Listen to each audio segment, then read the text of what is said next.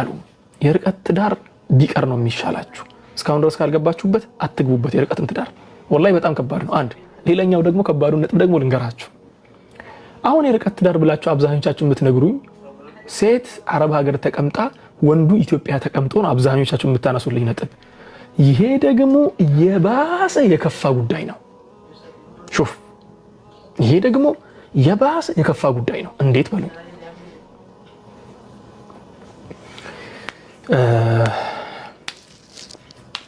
እንዴት እንደከፋ ልንገራችሁ እሱ ኢትዮጵያ ነው ያለው ካልን እሱ አረብ ሀገር ከተባለ የሆነ ስቴሪዮታይፕ አለ ስቴሪዮታይፕ ማለት የሆነ እንጥባዕ ነው የሚሉት አረቦች የሆነ የሚወሰድ ነገር አለ አእምሮ ውስጥ ኖርማሊ ባይ ዲፎልት የሚመጣ ነገር አለ እሱ ምንድነው እሷ ውጭ ሀገር ናት እሱ ደግሞ ሀገር ቤት ነው ስለዚህ ማድረግ አለባት መርዳት አለባት ሀገር ቤት እሷ ፈረንጅ አረብ ሀገር ስለሆነች ወይ ደግሞ ዲያስፖራ ስለሆነች እሱ መርዳት አለባት እሷ እኮ እዚህ አፈር በልታ ተቀቅላ እኮ ነው የምታመጣ አይደል ብር አይደል ቤቱ ማኖር ያለበት እሱ ነው የመስሩፉ ነገር ወደ እሷ ሊዞር ነው ማለት ነው ከዚያ ምን ይመጣል ቤት እንገነባለን ይባላል በማብር ነው ቤት እንገነቡት በሁለታችሁ ብር እኮ አይደለም እሱ ብር የለውም እኮ እየሰራ ራሱ ያንቺን ብር እየፈለገ ነው እና አንቺ ከዚህ ትልክ ያለሽ ቤት ታስገነቢያለሽ በዚያ ቤት ውስጥ ሌላ ሚስት ያገባል አብዛኛው ይሄ ነው እየተፈጠረ ያለው የሚያሳዝን ነገር ነው በነገራችን ላይ አብዛኛው እየተፈጠረ ያለው አንቺ ብር ትልክ ያለሽ እሱ ቤት ይገነባል ያገባበታል በዚያ ቤት ውስጥ የሆነችን ኮረዳ ፈልጎ ያገባል አንቺ ከጫዋታ ውጭ ነሽ በሱ ካርታ ስለሆነ ማለት ነው ያ ነገር አንደኛ ነገር ለሱም እሳት ነው የሚሆንለት አላህ ፊት ይጠይቅበታል አንቺ ለፋሽበትን እሱ ለፍቶ መገንባት ሲገባው አንቺ ለፍተሽ የገነባሽበትን ቤት የለፋሽበትን ቤት የገነባሽውን ንብረት ተመልሶ ራሱ ወስዶ ከመውሰድም አልፎ አግብቶበት አንቺን 5 ሳንቲም የለሽም ብሎ ውጭ ሲጥልሽ አላህ አለ አትርሺ ይሄን ነጥብ አንተም አትርሳ ወንድሜ አላህ አለ እሱ ፊት ትቀርባላችሁ ሁለታችሁ አንተም እሷን በልፋቷ ትቀርባለች አንተም በዘረፍከው ዝርፊያ ትቀርባለህ ብሩን የላከችው ቤት ገንባልንና እንኖርበታለን ብላ ነበር ይሄ ነው ያለው ስለዚህ አሁን ያለው ነገር ምንድነው የርቀትን ትዳር የምጠላበትና የምጸየፍበት አንዱ ምክንያት ይሄ ነው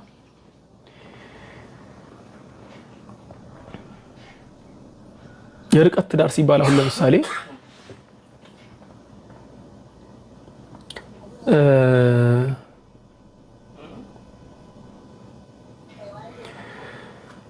የርቀት ትዳር ሌላ ነገር ቀርቶ እሱ ራሱን ችሎ እሷም ራሷን ችላ አብሮ መቀጠል ይከብዳል እያልኳችሁ ነው መሰላቸቱ ስለሚመጣ አስቡት እሷ የባልነትን ኃላፊነት እየተወጣች ማለትም ብር እየላከች ሹፍ እሷ ብር እየላከች እሷ ሀገር ቤት ተቀምጦ እሷ የምትልከውን ብር እኔ አንድ ጊዜ ያጋጠመኝን ታሪክ መቼም አልረሳው ልጅቷ ባሏና ሀገር ቤት ያው አብረው ነበሩ ነገራችን ላይ አብረው ይኖሩ ነበር ሀገር ቤት ልካ የሆነ ነገር ታሰራዋለች በጣም በብዙ ሚሊዮን ብር ነው ያሰራችው ብዙ ሚሊዮን ብር አሰራችው ባሏን በብዙ ሚሊዮን ብር ፎቅ አስገንብታው ሌላ ሚስት አገባበት ፎቅ ሌላ ሚስት አገባበት በቃ የሆነ እብደት ውስጥ ሆና ነበር የመጣችው ልጅቷ እብደት ውስጥ በቃ እኔ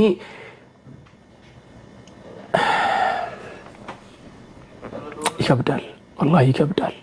በጣም ይከብዳል እድሜ ልኳን ለፍታ ስትነግረኝ አሁን 10 ምናምን አመት ይለፋችሁ ያን ነገር ለመስራት አለፍ ስንል ደግሞ አንዳንዶቻቸው ቤተሰቦቻቸውን ያምኑና ወንድሞቻቸው ላይ ብር ይልካሉ እህቶቻቸው ላይ ብር ይልካሉ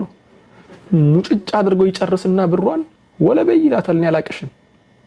ይሄ ደግሞ ስፍር ቁጥር የለውም እኔ ጋር ስፍር ቁጥር የለውም والله እኔ ጋር እየመጡ ኡስታዝ ምን እናድርግ እጠየቃለሁ ስጠየቅ መልሰው ነገር አንድና አንድ ነገር ነው ሁሌ መከራችኋለሁ ብር ለማንም አትላኩ መሬት ካላችሁ ኢትዮጵያ ላይ መሬቱን ገንቡልን ብላችሁ ሲገነቡ አንድ በአንድ በኢንፎርሜሽን እየተከታተላችሁ ማስገንባት ካልሆነ ግን ወርቃችሁን ደርድሩ እዚሁ ያላችሁበት ሀገር ላይ ታሲ ወንድሜ ነው አጎቴ ነው አክስቴ ነው እርዷቸው ችግር የለውም ብር አላችሁ አይደል እርዷቸው ለመርዳት ስሩልን ምናምን ብላችሁ መላክ ባንተው ስም አድርግልኝና ስመጣ ትቀይርልኛለህ ትዳር አለው እኮ ይሄ ልጅ ያገባል እኮ ተግባባን ስለዚህ አትሸወዱ አትዋሹ ተግባባን አትሸወዱ አትበሉ ማለት ነው ስለዚህ ፕሊስ ሴቶች እህቶቼ አብዛኛውን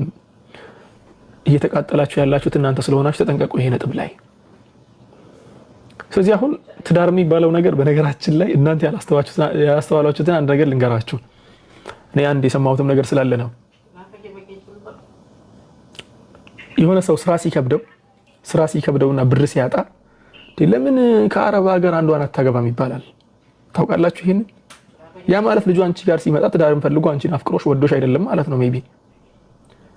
ሲመጣ ከአረብ ሀገር የሆነ ልጅ ለማግባት አንቺን ብቻ አይደለም ማንንም ያገባል ከዚያ ሚስት ሆኖ ዘና ብሎ ይኖራል ማለት ነው ስለዚህ ባል የምትገዙበት ምክንያት አለ ብዬ አላስብም ባል የምትገዙበት ምክንያት አለ ብዬ አላስብም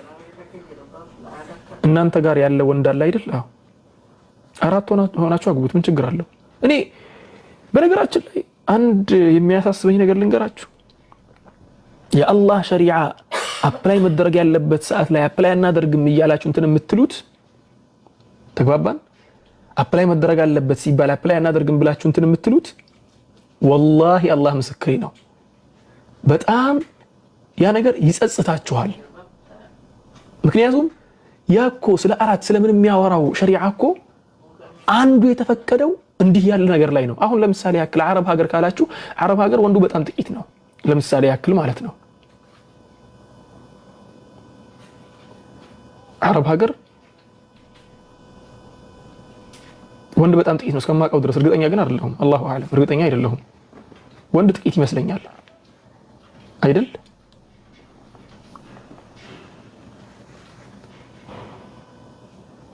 ወንድ ጥቂት ይመስለኛል አው ነን ይላል አንደኛው አይደላችሁም እነሱ ይመስክሩ ተው እንዴ በእኛው ሜዳኛው መስክር ነው ተው ወንድ ጥቂት ከሆነ እዚሁ ካንቺ ጋር ያለውን አግቢና 5 ሳንቲም አትሰጪው 5 ሳንቲም ፍቅር ብቻ ትሰጪዋለሽ ፍቅር ትቀበያለሽ እንተሃል አምር አብራችሁ ኖራችሁ ማሻአላህ ተንቀሳቀሰ ይንቀሳቀስ ተግባባን ምክንያቱም ፍቅርሽንም አተሽበት ብርሽንም አተሽበት ህይወትሽንም አተሽበት ሌላ ዓለም ውስጥ ከምትገቢ እዚሁ ያለውን ታገቢያለሽ ከሱ ጋር ትኖሪያለሽ መኖር ያለብሽን ያክል ስሜትም ደግሞ የምትገይበት ምክንያት የለሽም አላህ ፈጥሮታል አንድ ስሜትን خلاص ኑሪው በሐላል መልኩ በሰላማዊ መልኩ ኑሪው በዚያ መልኩ መሄዱ ነው የሚሻለው እንጂ እኔማ ሁለተኛ ከመሆን ቆሜ እቀራለሁ ቆሞ የሚያስቀርሽ ከሀገር ቤት ይመጣልሻል ችግር የለውም እሱ በጣም ቀላል እኮ ነው ከሀገር ቤት አንዱ ይመጣልሽና አግብቶሽ 6 ዓመት አስለፍቶሽ ቤት ያስገነባሽና ተንቀሳቀሽ ይልሻል ከዚያ በኋላ ምን ልታረጊ ነው ሀገር ቤት ያለው የተማመነው ይሄንን ነው ሹፍ አስረግጬ የምነግርሽ ይሄን ነጥብ ሀገር ቤት ያለውም ተማምኖ አንቺን ማግባት የሚፈልገው ትልካለች የሚለውን እናንተ ሁለተኛ ሶስተኛ የሚለውን ነገር ስለምትጸየፉ መስማት ስለማትፈልጉ እዚህ ሁለተኛ ተብዬ ከምኖር ቅድም የረሳሁትን አንድ ነጥብ እንዲህ ማስታወሳችሁ